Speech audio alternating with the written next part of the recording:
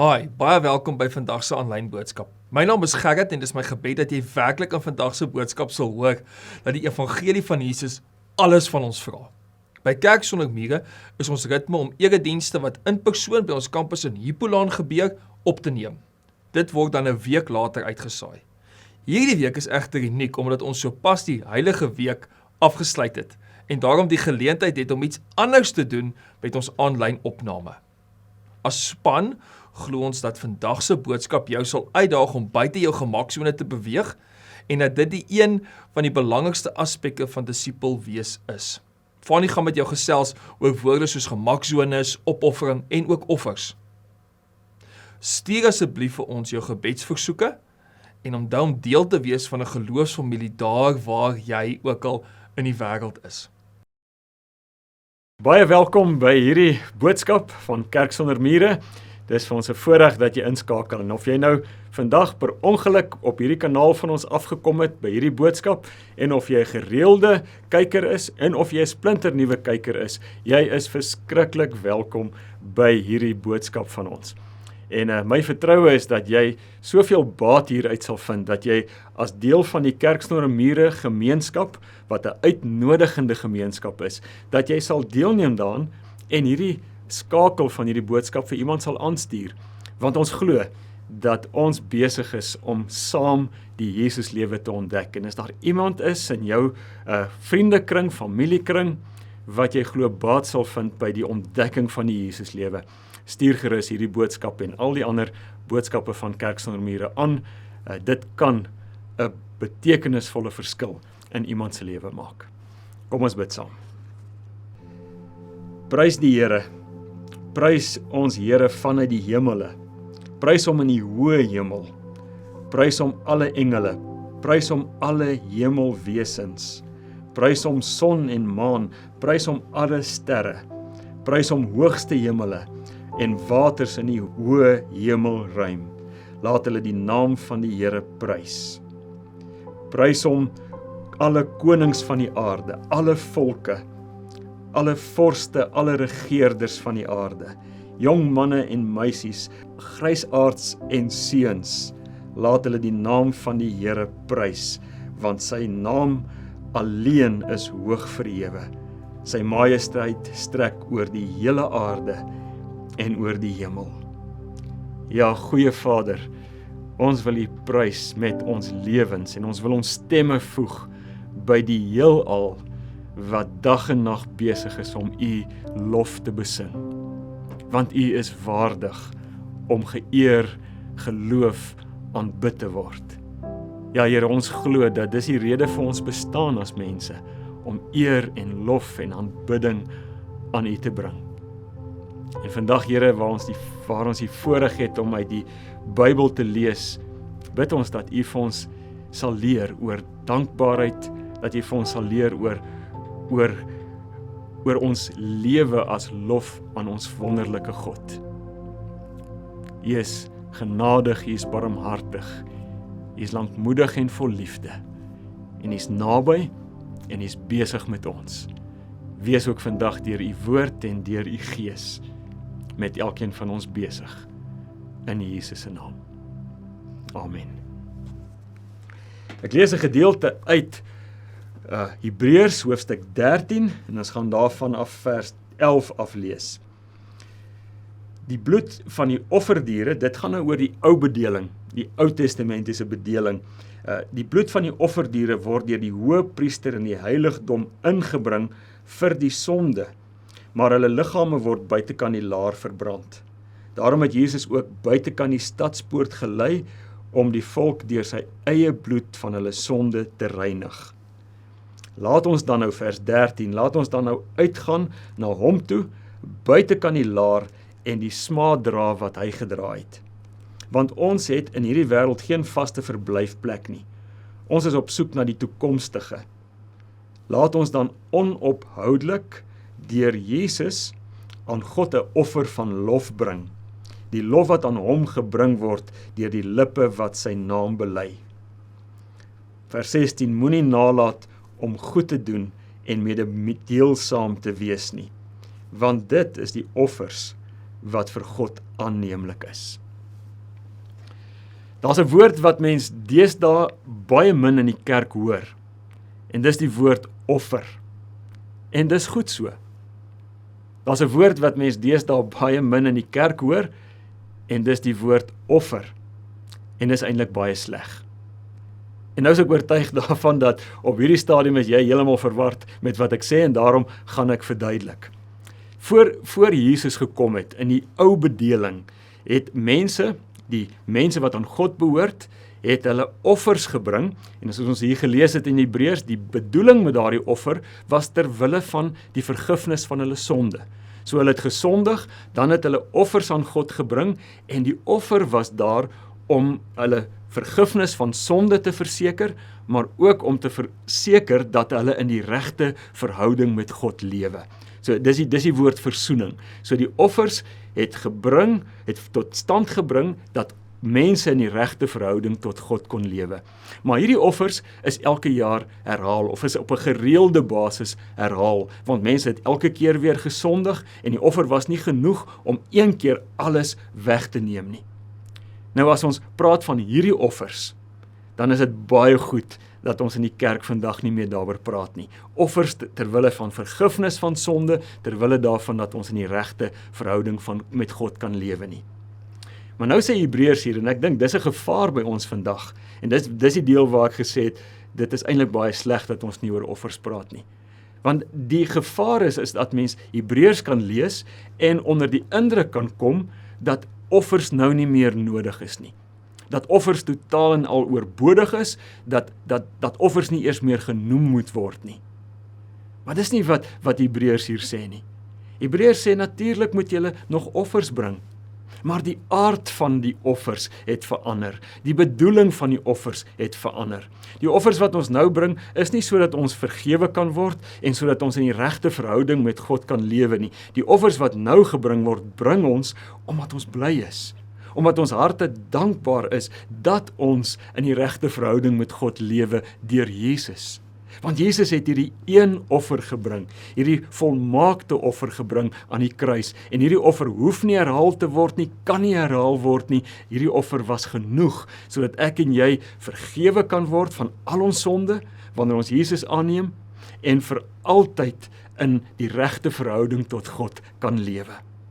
So, en as ons dit glo, en as ons dit ontvang het, dan sê Hebreërs, bring ons offers, maar dan bring ons dankie sê offers. Nie omdat ek in die regte verhouding wil kom nie, maar omdat Jesus my versoen het met my Vader. En nou sê hierdie gedeelte, hoofstuk 13 waaruit ons gelees het, kom nou en dan sê hy, daar's 3 maniere waarop ons hierdie dankie sê offers aan God kan bring.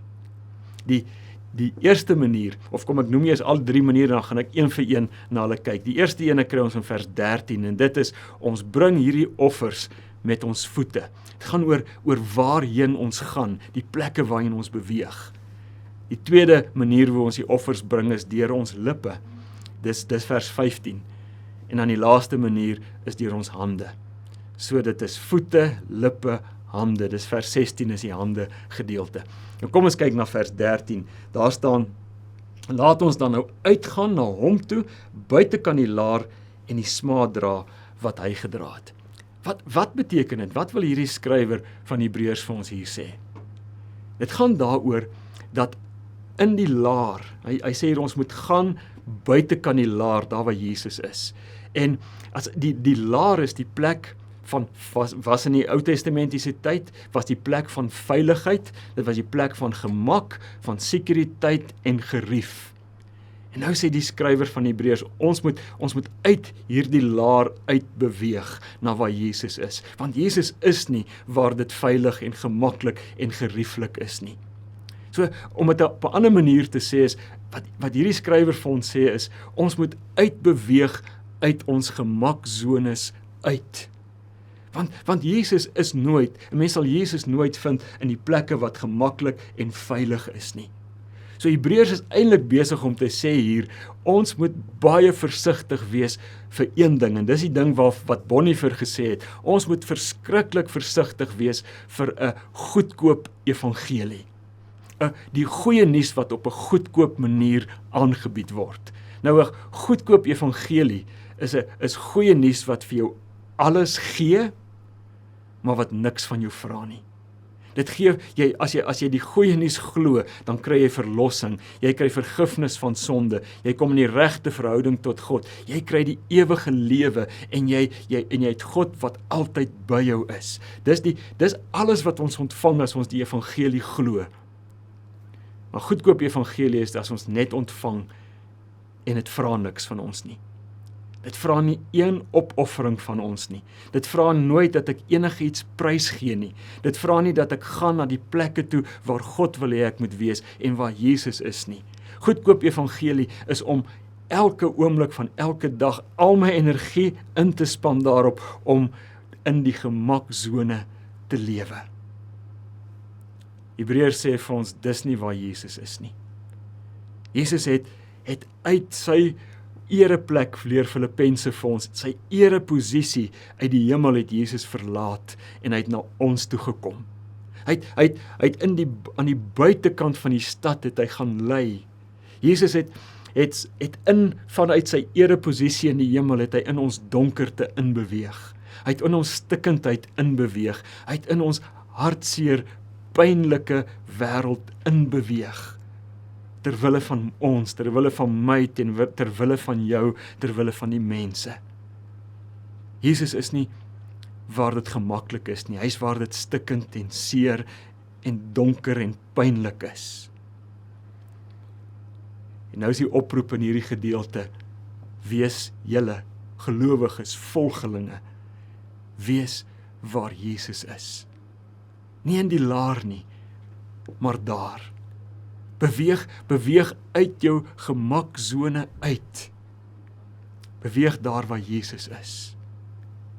En die mooi ding van buite jou gemaksone wees, is dis waar groei gebeur. Ek het onlangs gelees dat iemand sê, en hy praat oor sy eie lewe, en hy sê, I am 100% committed to discomfort.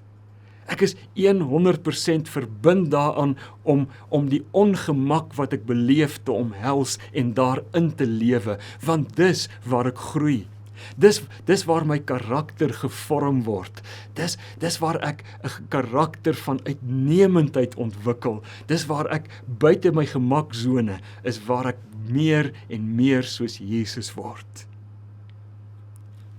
Jakobus sê vir ons, 'n lewe in die gemaksone, of geloof in die gemaksone, is dooie geloof.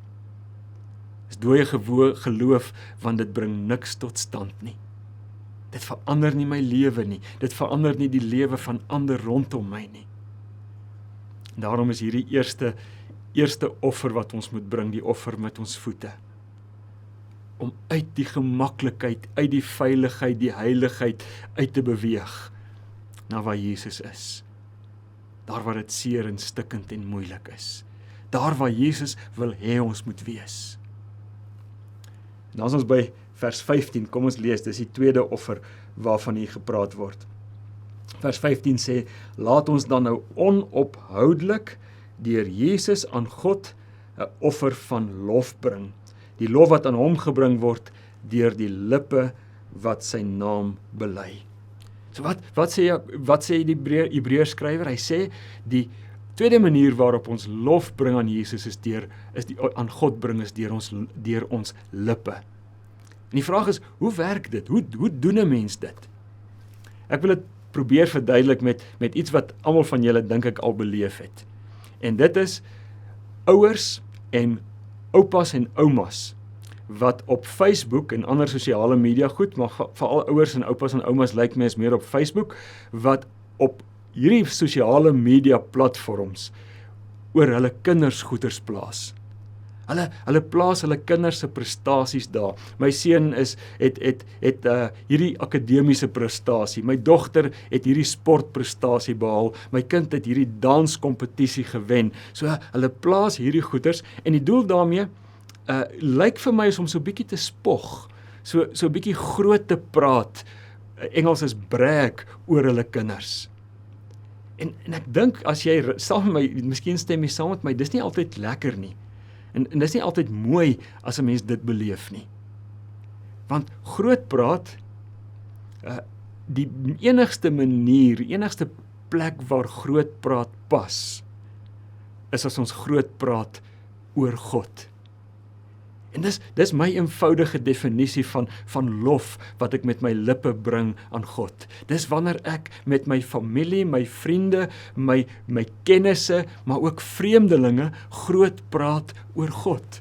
Wanneer ek met hulle praat oor hoe goed hy is, oor hoe naby hy is, hoe liefdevol hy is, wat hy in my lewe al tot stand gebring het. So lofprysing is om met mense groot te praat oor God.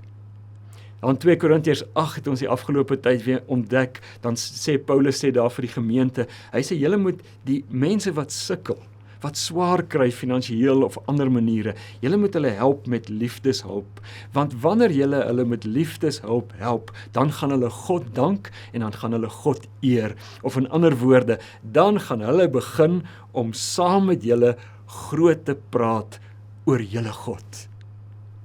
So lofprysing is om met mense groot te praat oor God, deur my lippe, die vrug van my lippe, wat sy naam bely. Maar dis ook om met God groot te praat oor God. En hier praat ons van gebed. Ek het die diens begin deur daai pragtige psalm, die psalm 148 se woorde, waar die psalmdigter met God groot praat oor God. En een van die heerlikste maniere waarop ons met God kan praat oor God, is deur sang en deur musiek. Want het jy geweet, musiek, sang, lofprysingsliedere is niks anders as gesingde gebed nie. So ons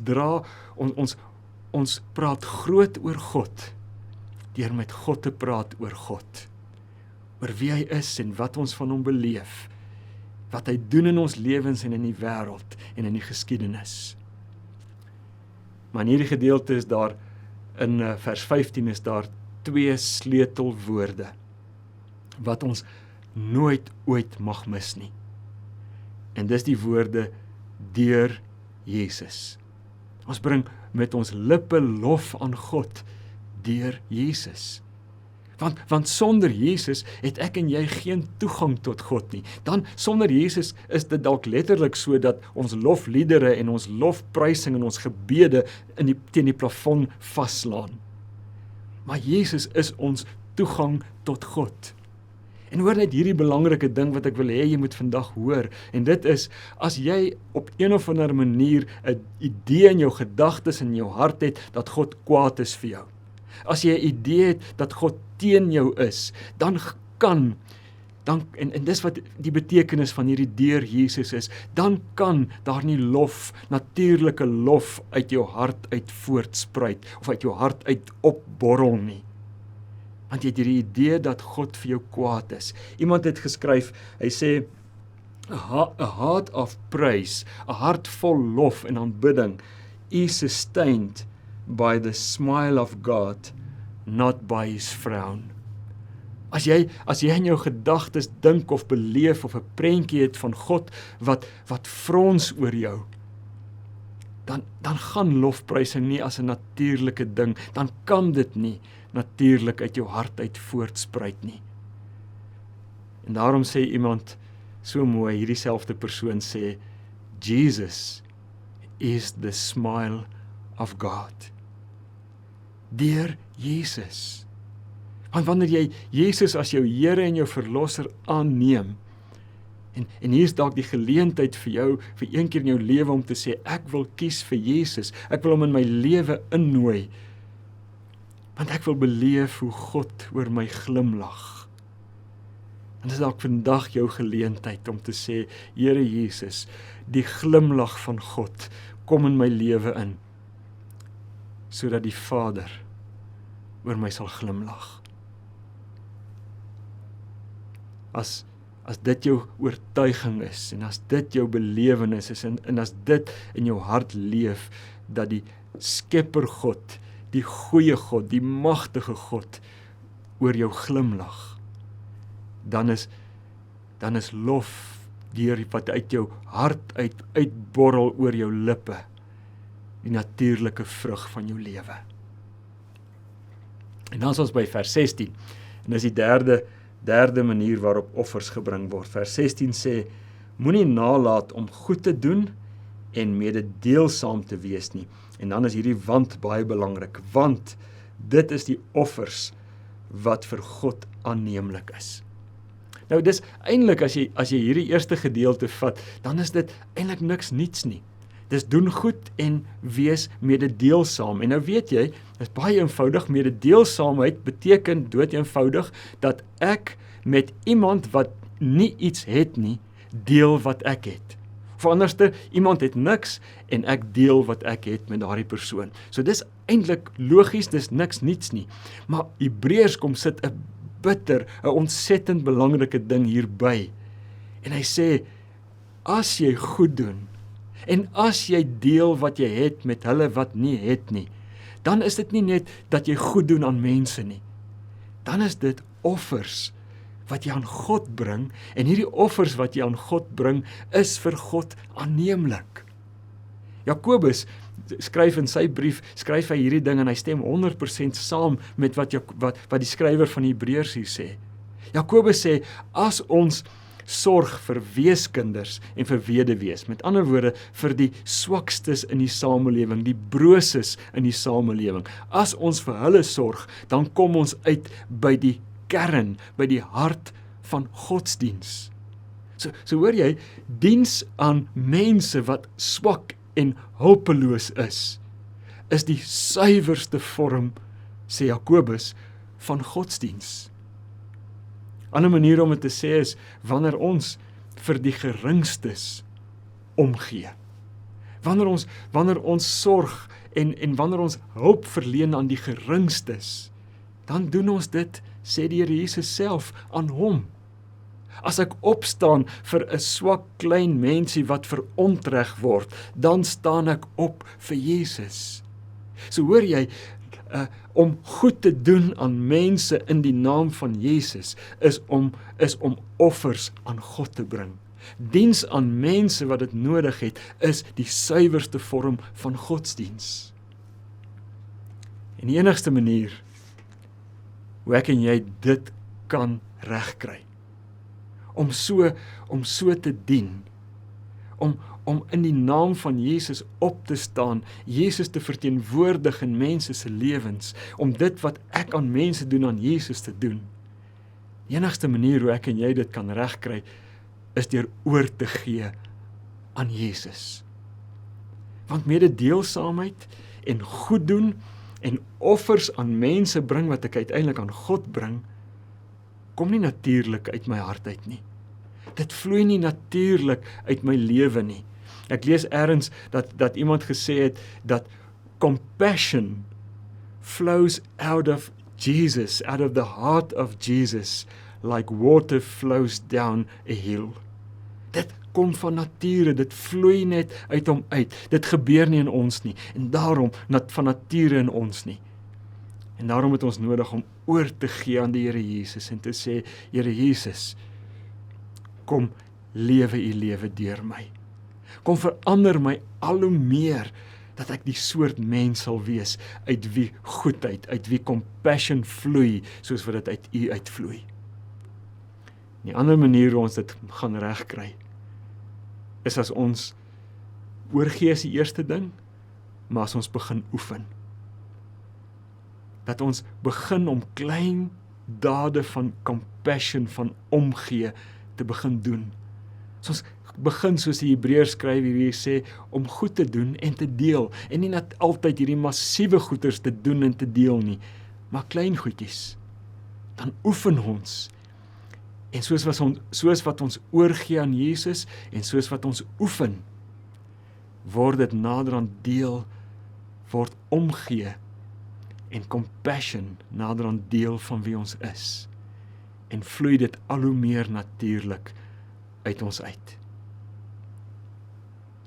Jesus het alles gedoen, sodat ek en jy in die regte verhouding met God kan leef.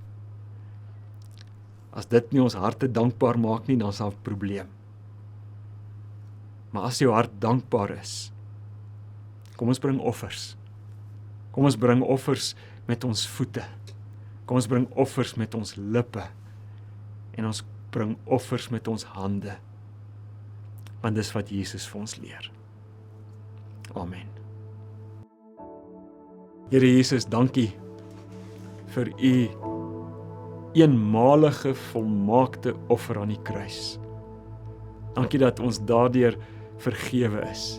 Dankie dat wanneer ek glo in u Here Jesus as my Here en my Verlosser, as die een wat is wie u sê hy is, as die een wat deur God gestuur het, is om die wêreld te versoen.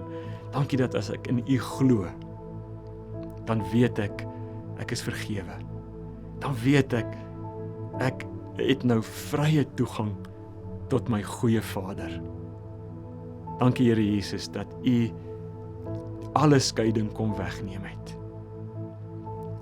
En vandag Here is dit ons gebed dat u Here Jesus deur u Gees ons al hoe meer sal verander. Dat u ons karakter sal vorm en sal bou, dat ons al hoe meer soos u sal wees, Here Jesus.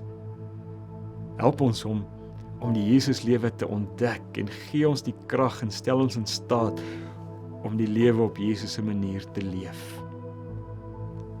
Gee dat ons sal gaan met ons voete, nie net na die plekke toe wat gemaklik en gerieflik is nie, maar na die plekke waar Jesus is, die plekke waar ons kan groei en waar ons gevorm word. Here Jesus, gee dat ons harte so vol sal wees van lof, omdat God oor ons glimlag, dat dit uit ons monde en oor ons lippe sal vloei, lof aan u. Ja, en Here, ons wil u dien en eer. Ons wil u aanbid, deur ook vir mense wat swaar het, te sorg, om te gee. Kom stel ons in staat, Here Jesus, om dit te doen. Ons bid dit in u naam. Amen.